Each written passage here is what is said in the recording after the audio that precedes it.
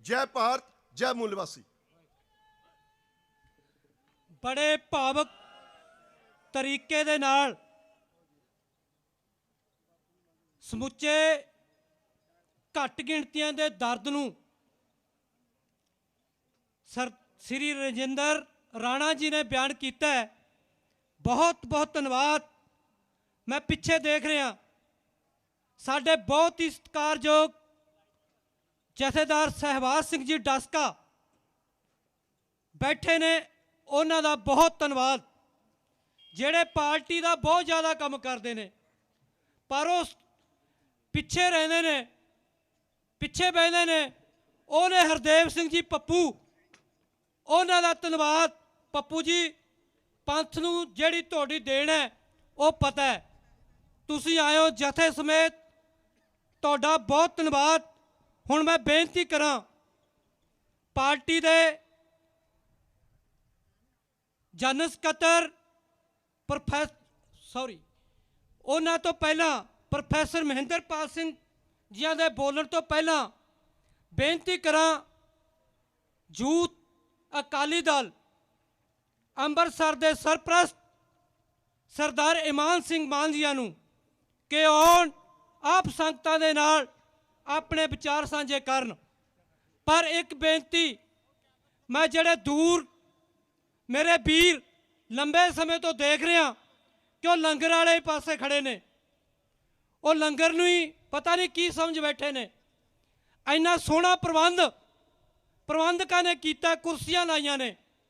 हुण तुसीं इत्थे कहोगे साडा राज नहीं आउंदा, सानूं वोटां नहीं पैंदियां।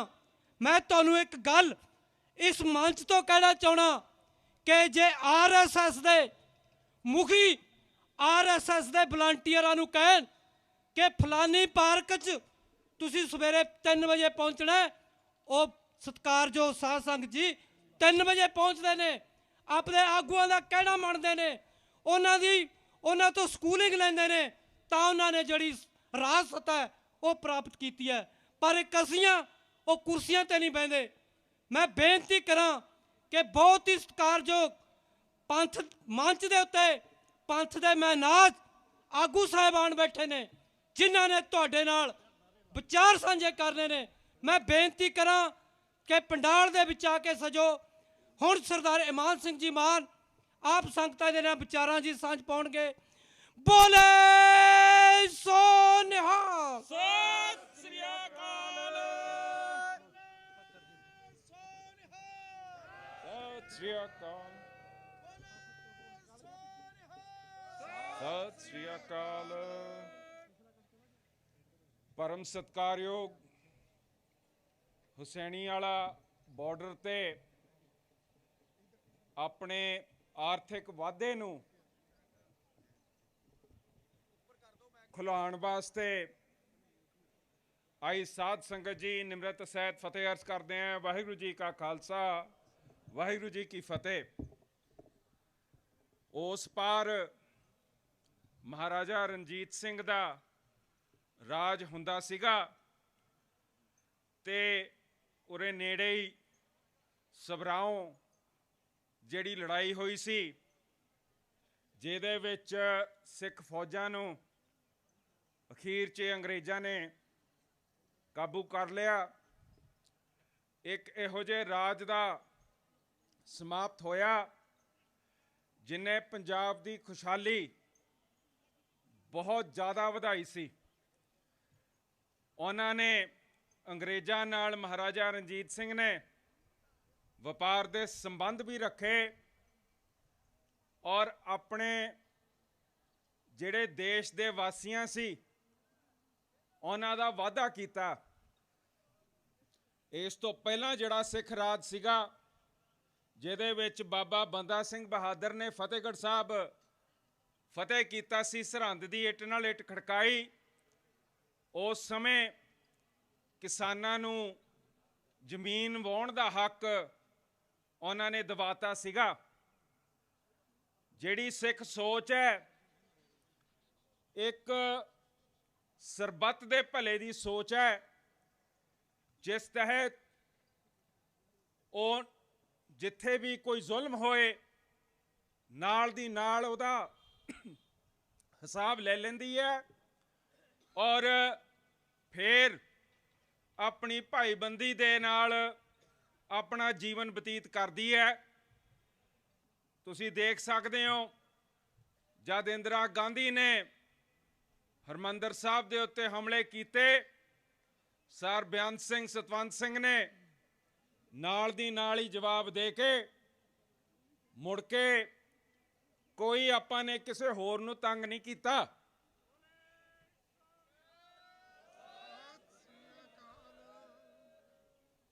ਅੱਜ ਜਿਹੜੀ ਸਥਿਤੀ ਬਣੀ ਹੋਈ ਹੈ ਉਹਦੇ ਵਿੱਚ ਇੱਕ ਮੁਤਸ਼ਬੀ ਸੋਚ ਇਹੋ ਜੀ ਆਈ ਹੋਈ ਹੈ ਜਿਸ ਨੇ ਜਦ ਜੰਮੂ ਕਸ਼ਮੀਰ ਸਟੇਟ ਸੀ, ਆਰਟੀਕਲ 370 ਲਾਗੂ ਸੀ, ਜਦ ਉੱਥੇ ਦੀ ਆਵਾਮ ਨੇ ਭਾਰਤ ਦੇ ਬਰਖਲਾਫ ਨਾਰੇ ਲਾਏ, ਉਹਨਾਂ ਨੇ ਸਾਰਾ ਬਾਰਡਰ ਬੰਦ ਕਰਤਾ।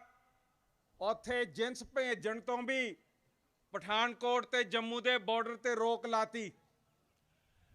ਜਿਹੜੀ ਸਿੱਖ ਕੌਮ ਹੈ ਉਹਨੇ 1947 ਦੇ ਵਿੱਚ ਜੋ ਬਰਬਾਦੀ ਦੇਖੀ, ਬਹੁਤ ਸਾਰੇ ਸਿੱਖ ਉਸ ਪਾਰ ਪੰਜਾਬ ਤੋਂ ਇੱਧਰ ਆਏ, ਉਜਾੜਾ ਹੋਇਆ।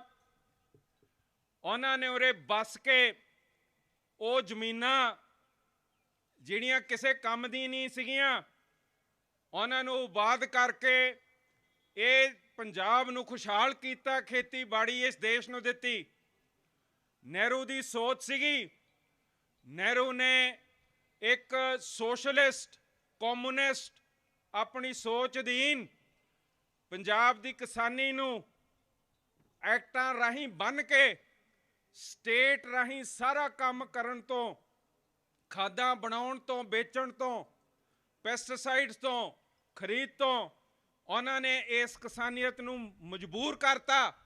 ਜਦ ਬਾਹਰ ਦੇ ਦੇਸ਼ਾਂ 'ਚ ਕਣਕ ਦੇ ਰੇਟ ਵੱਧ ਸੀਗੇ, ਉਹਨੇ ਘੱਟ ਰੇਟ ਤੇ ਪੰਜਾਬ ਤੋਂ ਖਰੀਦ ਕੇ ਮੰਡੀਕਰਨ ਰਾਹੀਂ ਬਾਕੀ ਸਾਰੇ ਭਾਰਤ ਨੂੰ ਉਹ ਬ੍ਰੈਡ ਤੇ ਰੋਟੀ ਕਣਕ ਦੀ ਖਵਾਈ। ਤੇ ਸਾਧ ਸੰਗਤ ਜੀ, ਜਿਵੇਂ ਕਮਿਊਨਿਜ਼ਮ ਰਸ਼ੀਆ 'ਚ ਖਤਮ ਹੋ ਗਈ, ਜਿੱਦਾਂ ਕਮਿਊਨਿਜ਼ਮ ਹੌਲੀ ਹੌਲੀ ਅੱਜ ਚਾਈਨਾ 'ਚ ਵੀ ਨਹੀਂ ਬਸਦੀ, ਉਸ ਤਰ੍ਹਾਂ ਕਮਿਊਨਿਜ਼ਮ ਜਦ ਡਾਊਨ ਗਈ, ਅੱਜ ਬੀਜੇਪੀ ਕਹਿੰਦੀ ਹੈ ਕਿ ਵਪਾਰ ਰਾਹੀਂ ਅਸੀਂ ਤੁਹਾਡਾ ਵਾਅਦਾ ਕਰਨਾ ਹੈ। ਅਸੀਂ ਸਮਝਦੇ ਹਾਂ ਕਿ ਨਵੇਂ ਜ਼ਮਾਨੇ 'ਚ ਤੁਸੀਂ ਨਵੇਂ ਕਾਨੂੰਨ ਲੈ ਕੇ ਆਏ ਹੋ। ਸਾਡੇ ਜਿਹੜੇ ਯੂਨੀਅਨ ਦੇ ਭਰਾ ਹੈ, ਅਸੀਂ ਉਹਨਾਂ ਨਾਲ ਖੜੇ ਹਾਂ ਕਿ ਕਿਸਾਨੀਅਤ ਦੀ ਬਰਬਾਦੀ ਨਹੀਂ ਹੋਣੀ। ਪਰ ਜੇ ਬੀਜੇਪੀ ਅੱਜ ਕਹਿੰਦੀ ਹੈ ਕਿ ਵਪਾਰ ਦੇ ਵਾਅਦੇ ਨਾਲ ਅਸੀਂ ਕਿਸਾਨਾਂ ਨੂੰ ਚੱਕ ਕੇ ਉੱਤੇ ਕਰਨਾ ਹੈ, ਤਾਂ ਲਓ ਫਿਰ ਅਸੀਂ ਖੜੇ ਹਾਂ। ਇਸ ਬੰਨੇ ਜਿਹੜਾ ਬਰਤਾਨੀਆ ਦਾ ਪੰਜਾਬ ਸੀਗਾ, ਜਿਹੜਾ ਬਰਤਾਨੀਆ ਅਧੀਨ ਰਾਜ ਸੀਗਾ, ਉਹਦੇ ਬੰਨੇ ਖੜੇ ਹੈ। ਉੱਥੇ ਸਾਡਾ ਸਿੱਖ ਰਾਜ ਸੀ, ਲਾਹੌਰ ਸੀ ਸਾਡਾ ਕੈਪੀਟਲ, ਅਸੀਂ ਉਰੇ ਕਸੂਰ ਦੇ ਬੰਨੇ ਖੜੇ ਹਾਂ, ਅਸੀਂ ਹੁਸੈਨੀ ਵਾਲਾ ਤੇ ਖੜੇ ਹਾਂ। ਜੇ ਵਪਾਰ ਨਾਲ ਸਦਾ ਵਾਅਦਾ ਕਰਨਾ ਹੈ ਤਾਂ ਫਿਰ ਬੀਜੇਪੀ ਆ ਬਾਰਡਰ ਖੋਲ।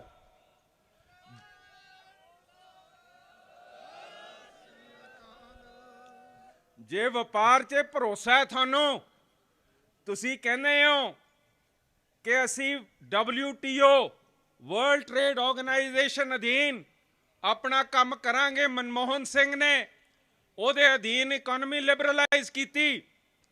ਜੇ ਇਹ ਸੱਚ ਹੈ ਤਾਂ WTO ਦਾ ਸਿਗਨੇਟਰੀ ਪਾਕਿਸਤਾਨ ਵੀ ਹੈਗਾ। ਇਹ ਦੋਨਾਂ ਨੂੰ ਮਜਬੂਰਨ ਉਸ ਟ੍ਰੀਟੀ ਰਾਹੀਂ ਮੋਸਟ ਫੇਵਰਡ ਨੇਸ਼ਨ ਇੱਕ ਦੂਜੇ ਨੂੰ ਦੇਣਾ ਪੈਣਾ ਹੈ। ਮੋਸਟ ਫੇਵਰਡ ਨੇਸ਼ਨ ਦਾ ਕੀ ਮਤਲਬ ਹੁੰਦਾ ਹੈ?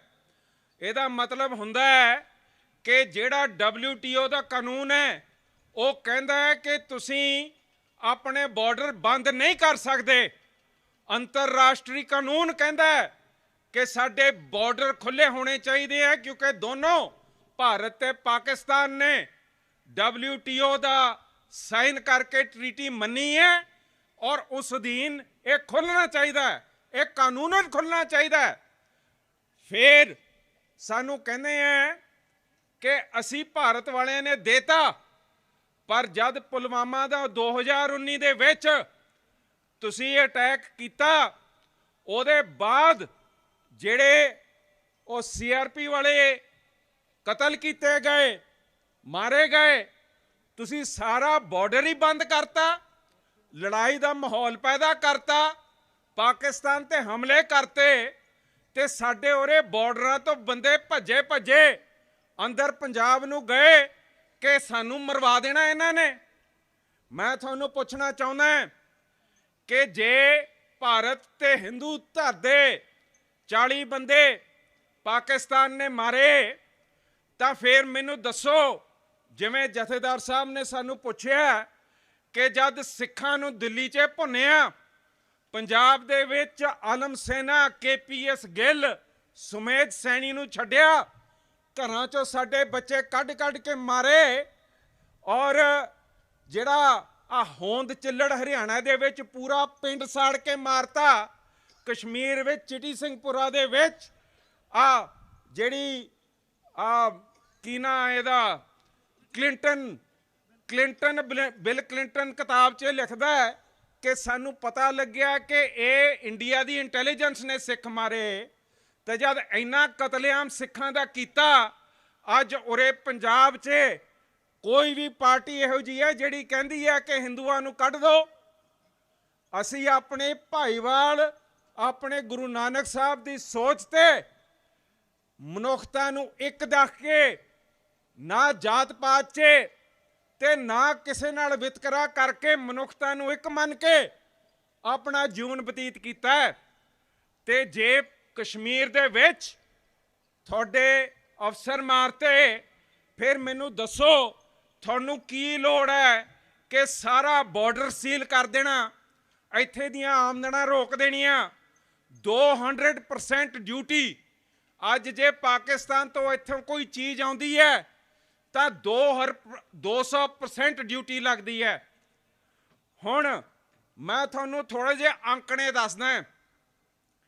ਭਾਰਤ ਦਾ ਜਿਹੜਾ ਕੁੱਲ ਉਤਪਾਦ ਹੈ, ਜਿਹਨੂੰ GDP ਕਹਿੰਦੇ ਆ, ਉਹ 2600 ਅਮਰੀਕਨ ਡਾਲਰ, ਉਹਦੇ ਬਿਲੀਅਨ, ਮਤਲਬ 1000 ਮਿਲੀਅਨ ਦਾ ਬਿਲੀਅਨ, 10 ਲੱਖ ਦਾ 1 ਮਿਲੀਅਨ, ਇੰਨੀ ਸਾਡੀ ਇਕਨੋਮੀ ਹੈ।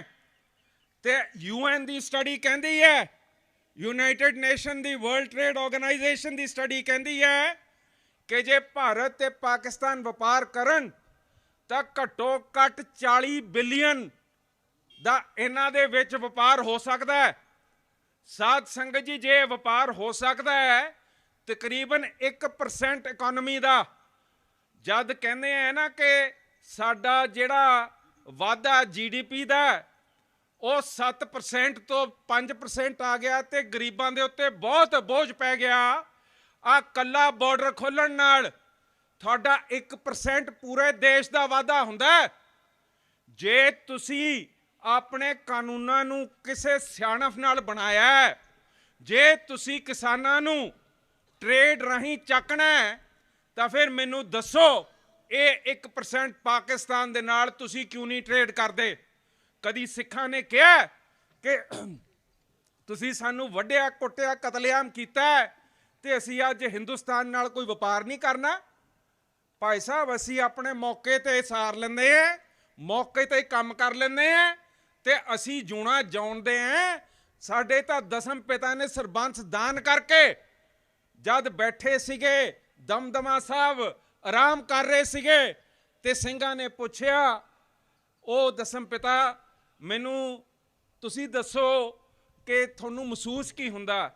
ਉਹਨਾਂ ਨੇ ਤਾਂ ਤੁਹਾਡੇ ਵੱਲ ਦੇਖ ਕੇ ਕਿਹਾ, ਮੈਨੂੰ ਕੀ, ਜਦ ਜੀਵਤ ਹਜ਼ਾਰੋਂ ਹੈ ਮੇਰੇ ਪੁੱਤ। ਸਾਧ ਸੰਗਤ ਜੀ, ਸਾਡੇ ਵਿੱਚ ਚੜ੍ਹਦੀ ਕਲਾ ਹੈ। ਆ ਜਿਹੜੀ ਢਹਿੰਦੀ ਕਲਾ ਨਾਲ ਤੁਸੀਂ ਲੜਾਈਆਂ ਛੇੜਦੇ ਹੋ, ਘੱਟ ਗਿਣਤੀਆਂ ਨੂੰ ਕੁਚਲਦੇ ਹੋ, ਔਰ ਸਾਡੇ ਹੱਕ ਹਕੂਕ ਤੇ ਪਹਿਰਾ ਨਹੀਂ ਦਿੰਦੇ, ਇਹਦੇ ਨਾਲ ਬਰਬਾਦੀ ਹੁੰਦੀ ਹੈ। ਇਹ ਜਿਹੜੀ ਸੋਚ ਤੁਹਾਡੀ ਹੈ ਮੁਤਸ਼ਵੀ, ਇਹਨੂੰ ਤੁਸੀਂ ਨੰਗਾਓ, ਤੇ ਜਿਹੜਾ ਸਾਡਾ ਵਪਾਰ ਨਾਲ ਵਾਧਾ ਹੋ ਸਕਦਾ ਹੈ, ਉਹ ਅੱਜ ਇਹ ਬਾਰਡਰ ਖੋਲ ਕੇ ਸਾਨੂੰ ਸਾਡੇ ਹੱਕ ਦਿਓ। ਅੱਜ ਪਾਕਿਸਤਾਨ ਸਾਨੂੰ ਕੀ ਦਿੰਦਾ ਹੈ?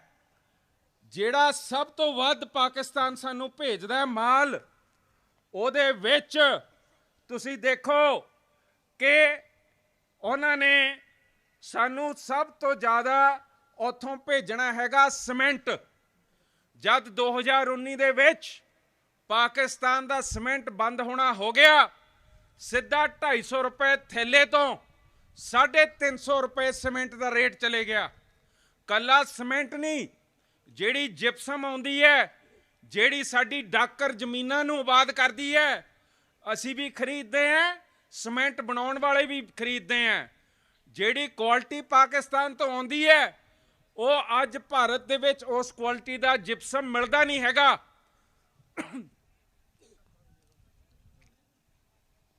ਇਹਦਾ ਫਾਇਦਾ ਹਰੇਕ ਮਜ਼ਦੂਰ ਘਰ ਬਣਾਉਣ ਵਾਸਤੇ ਨੂੰ, ਹਰੇਕ ਗਰੀਬ ਜਿਹਨੇ ਆਪਣਾ ਕਮਰਾ ਪਾਉਣਾ, ਵਾਧਾ ਕਰਨਾ, ਜਦ ਸਸਤਾ ਸੀਮੈਂਟ ਮਿਲਦਾ ਅਸੀਂ ਕਰਨ ਜੋਗੇ ਹੋ ਜਾਂਦੇ ਹਾਂ। ਪਾਕਿਸਤਾਨ ਦੀਆਂ ਜਿਹੜੀਆਂ ਵਸਤੂਆਂ ਆਉਂਦੀਆਂ, ਡਰਾਈ ਫਰੂਟ ਆਉਂਦਾ ਹੈ, ਅੱਜ ਜਿਹੜੇ ਉੱਥੇ ਦੇ ਖਜੂਰ ਸੀ ਉਹ ਬੰਦ ਹੋ ਗਏ। ਅੱਜ ਕੋਈ ਗਰੀਬ ਖਜੂਰ ਨਹੀਂ ਖਰੀਦ ਸਕਦਾ। ਖਜੂਰ ਵੱਡੇ ਹਜੂਰ ਵਾਸਤੇ ਬਣ ਗਏ ਹੈ, ਤੁਹਾਡੇ ਮੇਰੇ ਵਰਗੇ ਵਾਸਤੇ ਖਜੂਰ ਨਹੀਂ ਮਿਲਦੇ। ਫਿਰ ਪਾਕਿਸਤਾਨ ਸਾਡੇ ਤੋਂ ਲੈਂਦਾ ਕੀ ਹੈ? ਜੇ ਮੈਂ ਤੁਹਾਨੂੰ 2016-17 ਦੇ ਅੰਕੜੇ ਪੜ੍ਹਾਵਾਂ, ਉਹਦੇ ਵਿੱਚ 36,000 ਲੱਖ ਰੁਪਏ ਦਾ ਉਹਨਾਂ ਨੇ ਤੁਹਾਡੇ ਤੋਂ ਸਬਜ਼ੀ ਖਰੀਦੀ ਹੈ। ਸਬਜ਼ੀ ਜੇ ਵਪਾਰ ਵਧਾਉਣਾ, ਜੇ ਬਿਕਰੀ ਵਧਾਉਣੀ ਹੈ, ਤਾਂ ਭਾਈ ਸਾਹਿਬ ਜੀ ਅੰਬਾਨੀ, ਅਦਾਨੀ, ਵਦਾਨੀ, ਇਹਨਾਂ ਦੀ ਸਾਨੂੰ ਲੋੜ ਨਹੀਂ ਹੈ। ਆ 10 ਕਿਲੋਮੀਟਰ ਦੂਰ ਕਸੂਰ ਜਾ ਕੇ ਵੇਚ ਦਈਏ, ਸਾਨੂੰ ਇੱਥੇ ਹੀ ਫਾਇਦਾ ਹੈ। ਜਦ ਅਸੀਂ ਵੇਚਣ ਜਾਵਾਂਗੇ, ਅਸੀਂ ਟਰੱਕ 'ਚ ਬੈਠ ਕੇ ਜਾਂਦੇ ਹਾਂ ਉੱਥੇ ਛੱਡਣ, ਤਾਂ ਸਾਡੇ ਜਿਹੜਾ ਟਰੱਕ ਚਲਾਉਂਦੇ ਭਰਾ ਹੈ, ਉਹਨਾਂ ਨੂੰ ਆਮਦਨ ਮਿਲਦੀ ਹੈ। ਜਿਹੜਾ ਮਜ਼ਦੂਰ ਕੰਮ ਕਰਦਾ ਹੈ, ਵਿਕਰੀ ਕਰਕੇ ਉਹਨੂੰ 2 ਪੈਸੇ ਜ਼ਿਆਦਾ ਮਿਲਦੇ ਹੈ। ਲਦਾਈ ਉਤਰਾਈ ਸਾਰੇ ਮਜ਼ਦੂਰਾਂ ਨੇ ਕਰਨੀ ਹੈ, ਤੇ ਇਹਦੀ ਮੰਗ ਤਾਂ ਅਫਗਾਨਿਸਤਾਨ ਤੱਕ ਹੈਗੀ ਤੁਹਾਡੀ ਸਬਜ਼ੀ ਦੀ।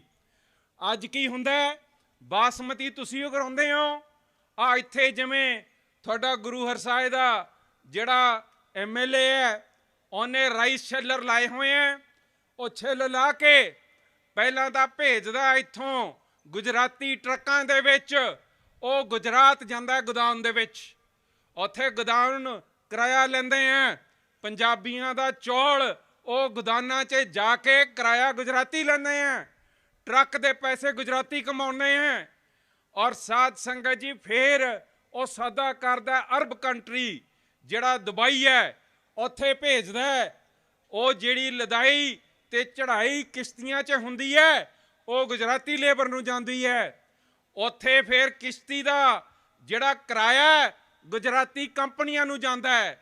ਉੱਥੋਂ ਫਿਰ ਜਾ ਕੇ ਉਹ ਦੁਬਈ ਪਹੁੰਚਦਾ ਹੈ। ਗੁਜਰਾਤੀਆਂ ਨੇ ਉੱਥੇ ਗੋਦਾਮ ਖੋਲੇ ਹੋਏ ਹੈ, ਗੋਦਾਮਾਂ 'ਚ ਰੱਖ ਕੇ ਫਿਰ ਉਹੀ ਗੁਜਰਾਤੀ ਜਾ ਕੇ ਈਰਾਨ, ਇਰਾਕ, ਅਫਗਾਨਿਸਤਾਨ, ਤਜਿਕਿਸਤਾਨ, ਕਜ਼ਾਕਿਸਤਾਨ ਸਾਰੇ ਕਿਤੇ ਸੌਦੇ ਕਰਦੇ ਆ। ਆ ਜਿਹੜੇ ਨੀਰਵ ਮੋਦੀ ਵਰਗੇ ਬਾਹਰਲੇ ਦੇਸ਼ਾਂ 'ਚ ਕੰਪਨੀਆਂ ਖੋਲੀ ਬੈਠੇ ਆ, ਇਹਨਾਂ ਨੇ ਫਿਰ ਉੱਥੇ ਧਨ ਕਮਾਉਣਾ ਹੈ। ਔਰ ਸਾਧ ਸੰਗਤ ਜੀ, ਮੈਨੂੰ ਦੱਸੋ ਕਿ ਜੇ ਤੁਹਾਡਾ ਟਰੱਕ ਉਰੇ ਪੰਜਾਬ ਦਾ ਤੁਹਾਡੀ ਜਿੰਸ ਲੱਦ ਕੇ ਇੱਥੋਂ ਬਾਰਡਰ ਪਾਰ ਕਰਕੇ ਅਫਗਾਨਿਸਤਾਨ ਲੈ ਜੇ, ਤਾਂ ਫਿਰ ਤੁਸੀਂ ਮੈਨੂੰ ਦੱਸੋ ਘਾਟਾ ਕਿਹਦਾ? ਇਹ ਗੁਜਰਾਤ ਦੇ ਮੋਦੀ ਦਾ ਘਾਟਾ ਹੈ। ਤੁਹਾਨੂੰ ਚੂਸ ਕੇ ਖਾ ਰਿਹਾ। ਜੇ ਤੂੰ ਵਪਾਰ ਖੋਲਣਾ ਹੈ ਤਾਂ ਇੱਧਰ ਖੋਲ, ਸਾਨੂੰ ਫਾਇਦਾ ਹੈ। ਤੇ ਮੈਨੂੰ ਦੱਸ, ਉੱਥੋਂ ਅਰਬ ਤੋਂ ਤੁਸੀਂ ਲੈਂਦੇ ਕੀ ਹੋ? ਅਰਬ ਤੋਂ ਤੁਸੀਂ ਲੈਂਦੇ ਹੋ ਤੇਲ ਤੇ ਗੈਸ। ਗੁਜਰਾਤੀ ਕੰਪਨੀਆਂ, ਰਿਲਾਇੰਸ ਕੰਪਨੀ ਟੈਂਕਰਾਂ 'ਚ ਖਰੀਦ ਕੇ ਉੱਥੇ ਗੁਜਰਾਤ ਦੇ ਪੋਰਟ ਤੇ ਲੈ ਕੇ ਆਉਂਦੀ ਹੈ, ਜਿੱਥੇ ਉਹਦੀ ਰਿਫਾਈਨਰੀ ਹੈ। ਉਹ ਸਮੁੰਦਰ ਪਾਰ ਕਰਕੇ ਰਿਫਾਈਨਰੀ 'ਚ ਗੈਸ ਤੇ ਤੇਲ ਜਾਂਦਾ ਹੈ, ਉਹਨੂੰ ਫੇਰ ਉਬਾਲ ਕੇ ਕੰਪਰੈਸ ਕਰਕੇ ਉਹ ਫੇਰ ਟੈਂਕਰਾਂ 'ਚ ਪਾਈਪਾਂ 'ਚ ਪਾ ਕੇ ਪੈਸੇ ਵੱਧ ਬਣਾ ਕੇ ਰਿਫਾਈਨਰੀ ਚੋਂ ਕੱਢ ਕੇ ਕਰਾਉਂਦੇ ਉਰੇ ਪੰਜਾਬ 'ਚ ਤੁਹਾਨੂੰ ਟਰੈਕਟਰਾਂ 'ਚ ਪਾਉਂਦੇ ਆ। ਤੇ ਭਲੇ ਮਾਨਸੋ ਤੁਸੀਂ ਰੌਲਾ ਪਾਉਂਦੇ ਹੋ ਈਰਾਨ ਦੀ ਗੈਸ ਤੇ ਤੇਲ ਲੈਣ ਦਾ, ਤਰਲੇ ਮਿੰਨਤਾਂ ਕਰਦੇ ਹੋ ਤੁਸੀਂ ਅਮਰੀਕਾ ਨਾਲ ਕਿ ਐਮਬਾਰਗੋ ਨਾ ਕਰੋ।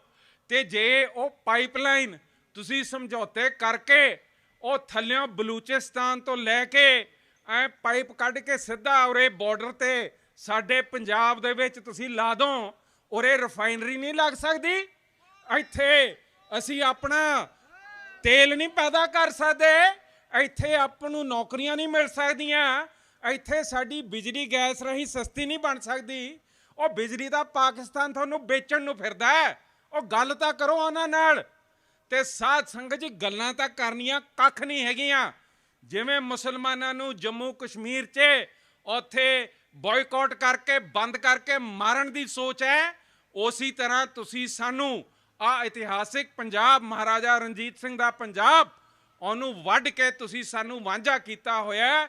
ਸਾਡੀ ਬੋਲੀ ਇੱਕ, ਸੱਭਿਆਚਾਰ ਸਾਡੇ ਮਿਲਦੇ, ਸਾਡੀ ਇੱਥੇ ਜਿਹੜੀ ਪ੍ਰਦੂਸ਼ਣ ਹੈ ਜਾਂ ਪਾਣੀ ਹੈ ਉਹ ਅੱਜ ਮੈਂ ਤਾਂ ਕਹਿੰਦਾ ਪੰਜਾਬ ਤਾਂ ਉਹਨਾਂ ਨੇ ਰਹਿਣ ਹੀ ਨਹੀਂ ਦਿੱਤਾ।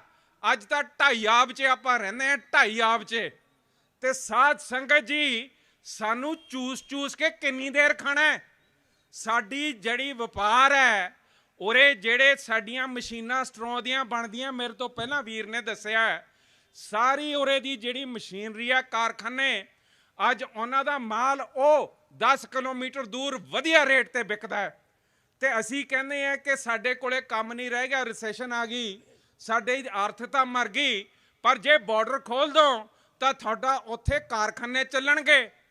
ਤੇ ਤੁਸੀਂ ਦੇਖੋ ਵਾਗਾ ਬਾਰਡਰ 'ਚ 2019 ਤੋਂ ਪਹਿਲਾਂ ਜਦ ਇਹਨਾਂ ਨੇ ਉੱਥੇ ਜੁਰਮਾਨੇ ਲਾਏ ਸੀਗੇ, ਵਾਗਾ ਬਾਰਡਰ ਦੇ ਆਲੇ ਦੁਆਲੇ ਜਿਹੜਾ ਪਿੰਡ ਲੋਪੋਕੇ ਹੈ, ਝਗਾਵਾਂ ਹੈ, ਝਬਾਲ ਹੈ, ਉਹਦੇ ਵਿੱਚ ਉਹ ਵਾਗਾ ਬਾਰਡਰ ICP ਹੋਣ ਕਰਕੇ ਇੰਨਾ ਵਾਧਾ ਹੋ ਗਿਆ, ਉੱਥੇ ਦੁਕਾਨਾਂ ਥਾਂ ਖੁੱਲ ਗਈਆਂ, ਉਹ ਪਿੰਡ ਨਹੀਂ ਕਸਬੇ ਬਣ ਗਏ, ਕਿਉਂਕਿ ਆਵਾਜਾਈ ਇੰਨੀ ਸੀਗੀ। ਉੱਥੇ ਟਰੱਕ ਵਾਲੇ ਵੀ ਆਉਣ, ਮਜ਼ਦੂਰ ਵੀ ਆਉਣ, ਲੇਬਰ ਵੀ ਉੱਥੇ ਬੈਠੇ ਉੱਠੇ, ਦੁਕਾਨਦਾਰ ਖੁਸ਼ਹਾਲ ਉੱਥੇ ਪੈਸੇ ਕਮਾਏ ਜਾ ਰਹੇ ਸੀਗੇ। ਤੇ ਜਦ ਇਹਨਾਂ ਨੇ 2019 ਅਗਸਤ ਦੇ ਵਿੱਚ 200% ਟੈਕਸ ਲਾਤਾ, ਉੱਥੇ ਗੁੱਲ ਕੱਖ ਨਹੀਂ ਉੱਥੇ ਰਹਿੰਦਾ ਹੈਗਾ। ਉਹ ਵਿਚਾਰੇ ਸੋਚਦੇ ਆ ਕਿ ਸਾਡਾ ਕਸੂਰ ਕੀ ਹੈ। ਉਸ ਏਰੀਆ ਦੇ ਵਿੱਚ ਸਭ ਤੋਂ ਵੱਧ ਤਰਨਤਾਰਨ ਸਾਹਿਬ ਦੇ ਵਿੱਚ ਪੁਲਿਸ ਨੇ ਬੰਦੇ ਮਾਰੇ ਹੈ, ਜਿੰਨੇ ਤੁਹਾਡੇ ਪੁਲਵਾਮਾ 'ਚ ਮਰੇ ਹੈ ਉਹਨੇ ਤਾਂ ਤੁਹਾਡੇ ਮਹੀਨੇ 'ਚ ਕੋਟਾ KPS ਗਿੱਲ ਮੰਗ ਲੈਂਦਾ ਸੀਗਾ ਕਿ ਮੈਨੂੰ ਇਹਨੇ ਸਿੱਖ ਮਾਰ ਕੇ ਦਿਓ। ਤੇ ਮੈਨੂੰ ਦੱਸੋ ਉਸ ਇਲਾਕੇ 'ਚ ਕਿਸੇ ਨੇ ਕਿਹਾ ਕਿ ਹਿੰਦੂਆਂ ਨਾਲ ਸਾਡਾ ਵੈਰ ਹੈ? ਜਦ ਸਿੱਖ ਆਪਣੀ ਸੋਚ ਵਰਤਦੇ ਹੈ ਉਹ ਮਤਸ਼ਵੀ ਸੋਚ ਨਹੀਂ ਵਰਤਦੇ।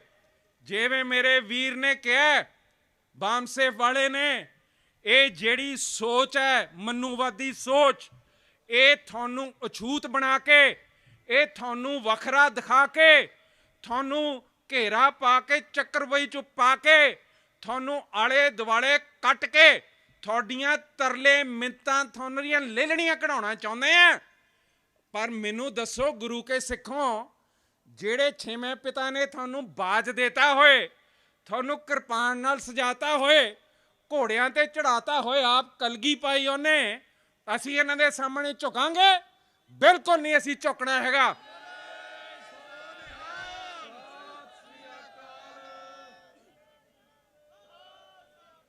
ਅੱਜ ਕਿਸਾਨ ਯੂਨੀਅਨਾਂ ਆਪਣੇ ਮਤੇ ਪਾਉਂਦੀਆਂ, ਅਸੀਂ ਉਹਨਾਂ ਦੀ ਹਮਾਇਤ 'ਚ ਹਾਂ। ਪਰ ਅਸੀਂ ਤੁਹਾਨੂੰ ਸਪਸ਼ਟ ਦੱਸਣਾ ਚਾਹੁੰਦੇ ਹਾਂ ਕਿ ਸਾਡਾ ਬਲ, ਸਾਡੀ ਹੋਂਦ, ਸਾਡੀ ਧੌਣ ਖੜੀ ਹੋਈ ਇੱਕੋ ਚੀਜ਼ ਕਰਕੇ ਹੈ। ਉਹ ਸਾਡੇ ਗੁਰੂ ਗ੍ਰੰਥ ਸਾਹਿਬ, ਜਿਨ੍ਹਾਂ ਦੇ ਪਹਿਲਾ ਗੁਰੂ ਨਾਨਕ ਸਾਹਿਬ ਨੇ ਸਪਸ਼ਟ ਸਾਨੂੰ ਕੱਢਤਾ ਸੀ ਜਾਤ ਪਾਤ 'ਚੋਂ, ਨਾ ਮੈਂ ਹਿੰਦੂ ਨਾ ਮੈਂ ਮੁਸਲਮਾਨ ਕਹਿ ਕੇ ਸਾਨੂੰ ਵੱਖਰਾ ਖੜਾ ਕੀਤਾ ਸੀਗਾ। ਅੱਜ ਅਸੀਂ ਉਹ ਵੱਖਰੀ ਪਛਾਣ ਇੱਕ ਸਟੇਟ ਦੇ ਰੂਪ 'ਚ ਵੀ ਮੰਗਦੇ ਹਾਂ। ਔਰ ਉਸ ਸਟੇਟ ਦੇ ਵਿੱਚ ਖੁੱਲਾ ਵਪਾਰ ਸਾਨੂੰ ਚਾਹੀਦਾ ਹੀ ਚਾਹੀਦਾ ਹੈ। ਸੋ ਅਸੀਂ ਸਮਝਦੇ ਹਾਂ ਕਿ ਪੰਜਾਬ ਦੇ ਵਿੱਚ ਇਹ ਖੁੱਲਾ ਵਪਾਰ ਪਾਕਿਸਤਾਨ, ਅਫਗਾਨਿਸਤਾਨ, ਤਜਿਕਿਸਤਾਨ, ਸਾਡੇ ਜਿਹੜੇ ਸੈਂਟਰਲ ਏਸ਼ੀਆ ਉਹਦੇ ਨਾਲ ਸਾਡੇ ਬਣਨੇ ਚਾਹੀਦੇ ਹੈ। ਪਰ ਅੱਜ ਸਾਡੀ ਜਿਹੜੀ ਤਾਕਤ ਹੈ ਉਹ ਉਰੇ ਜਥੇਦਾਰ ਸਾਹਿਬ ਬੈਠੇ ਹੈ। ਅਸੀਂ ਦੇਖਿਆ ਕਿ ਸਾਡੇ ਗੁਰੂ ਸਾਹਿਬਾਂ ਦੀ ਬੇਅਦਬੀ ਜਿਹੜੇ ਸਾਧ ਨੂੰ ਪਰੋਲ ਤੇ ਪਾਇਆ ਹੋਇਆ ਹਰਿਆਣੇ ਵਾਲਿਆਂ ਨੇ, ਉਹਨੇ ਗੁਰੂ ਗ੍ਰੰਥ ਸਾਹਿਬ ਨੂੰ ਆਪਣੇ ਚਹੇਤਿਆਂ ਰਾਹੀਂ ਵੱਢ ਕੱਟ ਕੇ ਗੰਦੇ ਨਾਲਿਆਂ 'ਚ ਸੁੱਟ ਕੇ ਸਾੜਤਾ। ਉਹ ਬੜਾ ਵੱਡਾ ਮੋਰਚਾ ਲੱਗਿਆ ਬਰਗਾੜੀ ਦੇ ਵਿੱਚ, ਉਹਦੇ ਵਿੱਚ ਬਹੁਤ ਸਾਰੀਆਂ ਅਸੀਂ ਪ੍ਰਾਪਤੀਆਂ ਕੀਤੀਆਂ, ਪਰ ਜਿਹੜਾ ਮਨ ਸਾਡਾ ਰੋਂਦਾ ਹੈ ਉਹ ਦੁਸ਼ਮਣ ਤੇ ਜਿਹੜਾ ਹਮਲਾ ਗੁਰੂ ਸਾਹਿਬ ਤੇ ਕੀਤਾ ਉਹਦੇ ਤਾਂ ਮੁਕਾਬਲੇ ਅਸੀਂ ਕਰ ਲਾਂਗੇ, ਪਰ ਜਿਹੜੇ ਸਾਡੇ 328 ਸਰੂਪ ਸਾਡੇ ਆਪਣੇ ਘਰ ਦੇ ਵਿੱਚ ਉਹਨਾਂ ਦੀ ਬੰਤਰ ਤੋਂ ਬਿਨਾਂ ਗਿਣਤੀ ਤੋਂ, ਬਿਨਾਂ ਮਿੰਤੀ ਤੋਂ, ਬਿਨਾਂ ਦੱਸਿਆਂ ਘਰ 'ਚ ਜਿਹੜੀ ਚੋਰੀ ਕੀਤੀ ਹੈ ਉਹ ਸਾਡੇ ਤੋਂ ਬਰਦਾਸ਼ਤ ਨਹੀਂ ਹੁੰਦੀ। ਆਪਾਂ ਕਿਸਾਨ ਯੂਨੀਅਨ ਨਾਲ ਖੜ ਲਾਂਗੇ, ਅਸੀਂ ਖੜੇ ਵੀ ਹਾਂ। ਔਰ ਇਹ ਤੁਸੀਂ ਦੇਖਿਆ ਵੀ ਹੋਇਆ ਜਦ ਬਰਨਾਲੇ 'ਚ ਲੈਂਡ ਐਕੁਇਜ਼ੀਸ਼ਨ ਚੱਲੀ ਹੈ, ਗੋਲੀਆਂ ਚੱਲੀਆਂ, ਜਥੇਬੰਦੀ ਉੱਥੇ ਜਾ ਕੇ ਗੋਲੀਆਂ ਦਾ ਸਾਹਮਣਾ ਕਰਕੇ ਗਈਆਂ, ਪਰ ਉਹਨਾਂ ਦੇ ਪਿੱਠ ਮਗਰ ਇੱਕ ਚੀਜ਼ ਸੀਗੀ। ਉਹ ਕੀ ਸੀਗੀ? ਗੁਰੂ ਗ੍ਰੰਥ ਸਾਹਿਬ। ਜਿਹੜੇ 328 ਸਰੂਪ ਸਾਡੇ SGPC ਨੇ ਗਾਇਬ ਕੀਤੇ ਹੋਏ ਹੈ, ਅੱਜ ਭਾਵੇਂ ਅਸੀਂ ਆਪਣੀਆਂ ਆਰਥਿਕਤਾ ਦੇ ਮਗਰ ਉਰੇ ਬਾਰਡਰ ਖੋਲਣ ਨੂੰ ਕਹਿੰਦੇ ਹਾਂ, ਪਰ ਸਾਡਾ ਮਨ ਰੋਂਦਾ ਹੈ। ਅਸੀਂ ਖੁਸ਼ ਨਹੀਂ ਹੋ ਰਹੇ।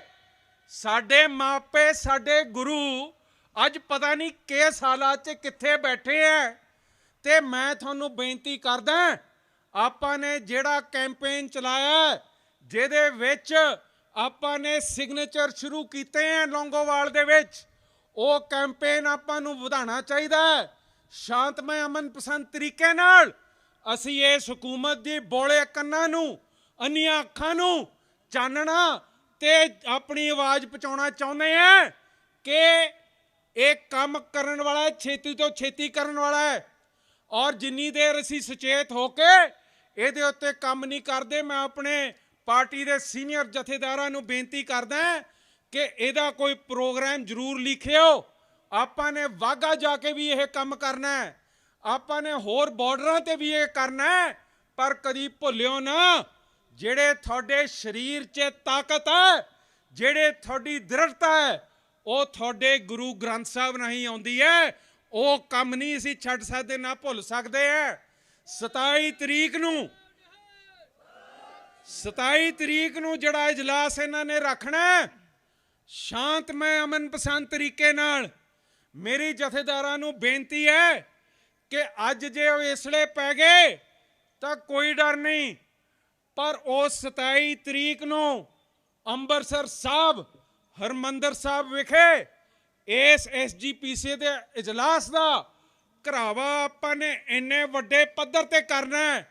ਉੱਥੇ ਆਪਾਂ ਆਪਣਾ ਰੋਸ ਪ੍ਰਗਟ ਕਰਨਾ ਹੈ ਕਿ ਇਹਨਾਂ ਦੇ ਕੰਨ ਖੜੇ ਹੋ ਜਾਣ। ਇਸ ਦਿਨ ਰਾਤ ਮੋਦੀ BJP ਦੇ ਮੂੰਹ ਤੋਂ, ਇਹਨਾਂ ਤੋਂ ਬੁੱਲਾਂ ਤੋਂ ਲਾ ਕੇ ਗੱਲ ਵਾਪਸ ਵਾਹਿਗੁਰੂ ਵਾਹਿਗੁਰੂ ਵਾਹਿਗੁਰੂ ਤੇ ਇਹਨਾਂ ਨੂੰ ਲੈ ਕੇ ਆਉਣਾ।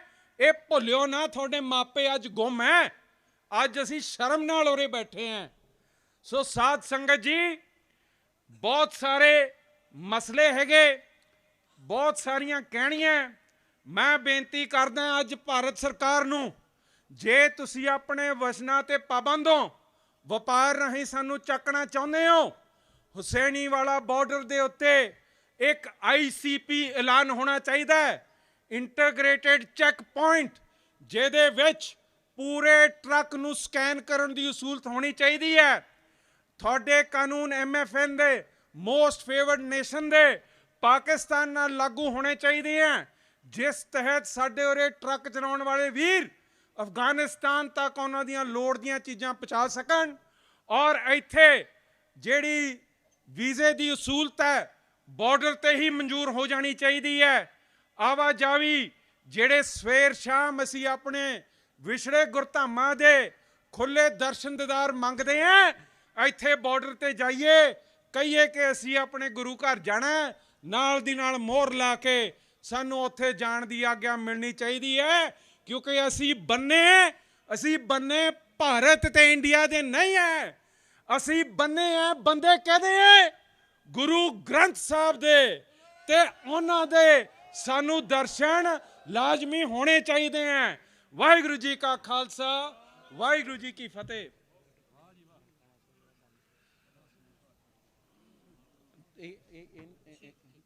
ਹਾਂ ਕਰ ਲੈਣ। ਬਹੁਤ ਵਧੀਆ ਅਤੇ ਬਹੁਤ ਹੀ ਕੀਮਤੀ ਵਿਚਾਰਾਂ ਦੇ ਨਾਲ ਸਰਦਾਰ ਇਮਾਨ ਸਿੰਘ ਮਾਨ ਸਾਹਿਬ ਨੇ ਆਪ ਦੀ ਸੰਗਤਾਂ ਦੇ ਨਾਲ ਸਾਂਝ ਪਾਈ ਹੈ। ਮੈਂ ਬੇਨਤੀ ਕਰਾਂ, ਪੰਡਾਲ ਵਿੱਚ ਇਕੱਤਰ ਜਥੇਦਾਰ ਸਾਹਿਬਾਨਾਂ ਦੇ ਚਰਨਾਂ 'ਚ ਕਿ ਸਿਰਫ 2 ਬੁਲਾਰਿਆਂ ਤੋਂ ਬਾਅਦ ਸਿੱਖ ਕੌਮ ਦੇ ਜਥੇਦਾਰ ਸਾਹਿਬਾਨ ਸਿੰਘ ਸਾਹਿਬ ਭਾਈ ਧਿਆਨ ਸਿੰਘ ਮੰਡ ਸਾਹਿਬ ਜੀ ਨੇ ਆਪ ਜੀ ਨੂੰ ਸੰਬੋਧਨ ਕਰਨਾ ਹੈ ਤੇ ਉਸ ਤੋਂ ਬਾਅਦ ਸਮਾਪਤੀ ਹੋਵੇਗੀ। ਹੁਣ ਬੇਨਤੀ ਹੈ ਪਾਰਟੀ ਦੇ ਜਨਰਲ ਸਕੱਤਰ ਪ੍ਰੋਫੈਸਰ ਮਹਿੰਦਰਪਾਲ ਸਿੰਘ ਜੀ ਉਹ ਆਉਣ, ਆਪ ਸੰਗਤਾਂ ਨੂੰ ਸੰਬੋਧਨ ਕਰਨ। ਪ੍ਰੋਫੈਸਰ ਮਹਿੰਦਰਪਾਲ ਸਿੰਘ ਜੀ।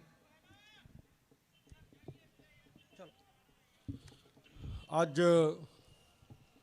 ਦੋਹਾਂ ਪੰਜਾਬਾਂ ਦੇ ਵਿਚਾਲੇ ਹੁਸੈਨੀਵਾਲਾ ਬਾਰਡਰ ਦੇ ਉੱਤੇ ਬੈਠ ਕੇ ਪੰਜਾਬ ਤੇ ਕੌਮ ਦਾ ਭਵਿੱਖ ਤੇ ਵਿਚਾਰਾਂ ਕਰਨ ਵਾਲੀ ਕੌਮ ਫਤਿਹ ਬੁਲਾਉਣਾ। ਵਾਹਿਗੁਰੂ ਜੀ ਕਾ ਖਾਲਸਾ, ਵਾਹਿਗੁਰੂ ਜੀ ਕੀ ਫਤਿਹ। ਮੈਂ ਸਿਰਫ 5-7 ਮਿੰਟ ਲਾਉਣੇ ਨੇ, ਕਿਉਂ ਕਰਕੇ ਇੱਕ ਤਾਂ ਸਮਾਂ ਬਹੁਤ ਹੋ ਗਿਆ, ਦੂਸਰਾ ਤਕਰੀਬਨ ਸਾਰੇ ਨੁਕਤੇ ਸਾਰੇ ਹੀ ਬੁਲਾਰਿਆਂ ਨੇ ਬੜੇ ਵਿਸਥਾਰ ਦੇ ਨਾਲ ਆਪ ਜੀ ਨਾਲ ਸਾਂਝੇ ਕੀਤੇ ਨੇ। ਉਚੇਚੇ ਤੌਰ ਤੇ ਮੈਂ ਕਹਾਂਗਾ ਕਿ ਸਰਦਾਰ ਇਮਾਨ ਸਿੰਘ ਜੀ ਮਾਨ ਨੇ ਜੋ ਆਪ ਜੀ ਨਾਲ ਨੁਕਤੇ ਜਿਸ ਬਰੀਕੀ ਦੇ ਨਾਲ, ਜਿਸ ਸਚਾਈ ਦੇ ਨਾਲ ਸਾਂਝੇ ਕੀਤੇ ਨੇ, ਉਹਨੂੰ ਜ਼ਰੂਰ ਹੀ ਸਾਂਭ ਕੇ ਲੈ ਕੇ ਜਾਇਓ, ਇਹ ਮੇਰੀ ਗੁਜ਼ਾਰਿਸ਼ ਹੈ। ਜੇ ਕਿਤੇ ਭੁੱਲ ਜਾਓ, ਕਈ ਗੱਲਾਂ ਐਸੀਆਂ ਨੇ ਜਿਹੜੀਆਂ ਪਹਿਲੀ ਨਜ਼ਰ ਵਿੱਚ ਤੁਹਾਨੂੰ ਸਮਝ ਨਾ ਆਉਣ, ਸ਼ਾਇਦ ਲਾਈਵ ਦਾ ਤੁਹਾਡੇ ਕੋਲ ਸੁੱਖ ਹੈ, ਹਰ ਇੱਕ ਦੇ ਘਰ ਦੇ ਵਿੱਚ ਆ ਐਂਡਰੋਇਡ ਫੋਨ ਹੈਗੇ ਨੇ, ਲਾਈਵ ਫਿਰੋਜ਼ਪੁਰ ਰੈਲੀ ਕੱਢ ਕੇ ਪੜ੍ਹ ਲਿਆ, ਸੁਣ ਲਿਆ ਕਰੋ। ਜਦੋਂ ਮਹੱਲਿਆਂ ਵਿੱਚ ਬੈਠੋ, ਪਿੰਡਾਂ 'ਚ ਬੈਠੋ, ਭਾਈਚਾਰਿਆਂ 'ਚ ਬੈਠੋ, ਤਾਂ ਜ਼ਰੂਰ ਇਸ ਲੈਕਚਰ ਦਾ ਲਾਹਾ ਖੱਟਿਓ ਤੇ ਦੂਜਿਆਂ ਨੂੰ ਸਮਝਾਇਓ। ਮੈਂ ਫਿਰੋਜ਼ਪੁਰ ਦੀ ਜਥੇਬੰਦੀ ਦੇ ਪ੍ਰਧਾਨ ਸਰਦਾਰ ਗੁਰਚਰਨ ਸਿੰਘ ਜੀ ਭੁੱਲਰ, ਉਹਨਾਂ ਦੀ ਜਿਹੜੀ ਸਮੁੱਚੀ ਟੀਮ ਹੈ, ਮੈਂ ਉਹਨਾਂ ਨੂੰ ਵਧਾਈ ਵੀ ਦਿੰਦਾ ਤੇ ਪਾਰਟੀ ਵੱਲੋਂ ਰਿਣੀ ਹਾਂ ਕਿ ਬਿਲਕੁਲ ਇੰਡੀਆ ਦੇ ਪਾਕਿਸਤਾਨ ਦੇ ਵਿਚਾਲੇ ਆ ਕੇ, ਜਮੇ ਵੀ ਇੱਕ ਪਾਸੇ ਆ ਕੇ ਜਿਹੜਾ ਤੁਸੀਂ ਇਕੱਠ ਦਾ ਪ੍ਰਬੰਧ ਕੀਤਾ ਹੈ, ਇੱਕ ਹੌਸਲਾ ਦਿਖਾਇਆ ਹੈ, ਉਹਦੇ ਲਈ ਤੁਹਾਡਾ ਅਸੀਂ ਬਹੁਤ ਸ਼ੁਕਰਗੁਜ਼ਾਰ ਹਾਂ। ਮੈਂ ਇੱਕ ਨੁਕਤੇ ਤੇ ਗੱਲ ਕਰਕੇ ਆਪਣੀ ਗੱਲ ਖਤਮ ਕਰ ਦਿਆਂਗਾ ਕਿ 70 ਸਾਲ ਦੇ ਜੋ ਦੁੱਖ ਤੁਹਾਡੇ ਪਿੰਡੇ ਤੇ ਤੁਹਾਡੀ ਮਾਨਸਿਕਤਾ ਸਹਿੰਦੀ ਆ ਰਹੀ ਹੈ, ਬਾਵਜੂਦ ਇਸ ਦੇ, ਜਿਵੇਂ ਇਮਾਨ ਸਿੰਘ ਨੇ ਕਿਹਾ, ਮੈਂ ਵੀ ਬਿਲਕੁਲ ਉਹੀ ਗੱਲ ਕਹਾਂਗਾ ਕਿ ਬਾਵਜੂਦ 70 ਸਾਲ ਦੀ ਇੱਕ ਯੋਜਨਾਬੱਧ ਤੁਹਾਨੂੰ ਕਸਿਆਰਾ ਬਣਾਉਣ ਦੀ ਨੀਤੀ ਦੇ ਉਲਟ ਤੁਸੀਂ ਹੌਸਲੇ ਵਿੱਚ ਖੜੇ ਹੋ। ਇਹਦੇ ਪਿੱਛੇ ਗੁਰੂ ਗ੍ਰੰਥ ਸਾਹਿਬ ਜੀ ਦੀ ਸੋਚ, ਇਕਾਗਰਤਾ ਤੇ ਬਲ ਤੁਹਾਡੇ ਨਾਲ ਚੱਲ ਰਿਹਾ ਹੈ। ਉਸ ਬਲ ਨੇ, ਤੁਹਾਡੇ ਕੋਲ ਇਤਿਹਾਸ ਹੈ, ਵਿਆਖਿਆ ਤੁਸੀਂ ਕਰਦੇ ਰਹਿੰਦੇ ਹੋ।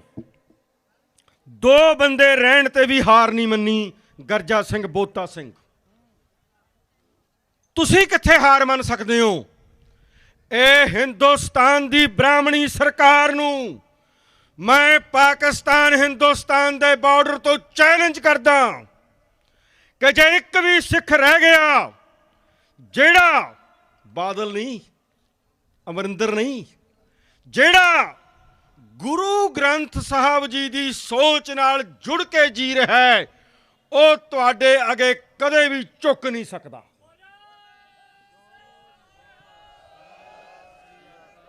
ਹੁਣ ਰਹੀ ਗੱਲ ਬਾਰਡਰ ਦੀ, ਬਾਰਡਰ ਸਾਡਾ ਕੋਈ ਬੇਗਾਨਾ ਨਹੀਂ।